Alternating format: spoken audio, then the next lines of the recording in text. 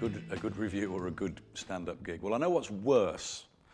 Well, if you go badly at a stand-up gig, you go really badly. You know, they can throw things at you, they will heckle, they can boo. I mean, it's quite a horrible experience, although you get used to it because it's part of the job.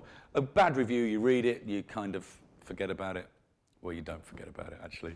You don't, you remember it. You remember the bad ones far more than the good ones. And if I'm doing a stand-up show, if there's 400 people in the room and 399 people are laughing, all I'm thinking about is the one guy that isn't laughing.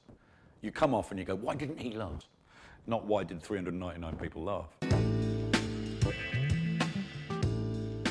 From the Dead it's a Tom Thorne novel, but it's quite a different Tom Thorne novel because for the first time I've taken Thorne out of London, out of the UK. A good deal of the book takes place in Spain in what's called the Costa del Crime. I was very closely involved. I was one of the producers, so I was involved in the casting, which is crucial.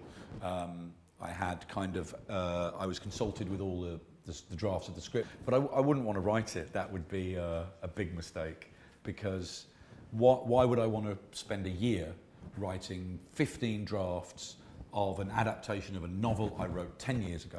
I could write a new book, you know. And also, you're too close to it.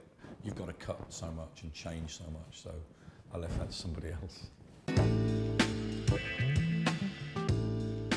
You approach them in exactly the same way. Telling a story is telling a story, and I would never dream of kind of writing down to 14 or 15-year-olds. You know, I've got 14 and 15-year-old children, and I know the kind of thing they want to read. And if something was kind of patronising them, or even was aimed at them, they wouldn't want to read it. They're dark, suspenseful thrillers, just written under a pseudonym.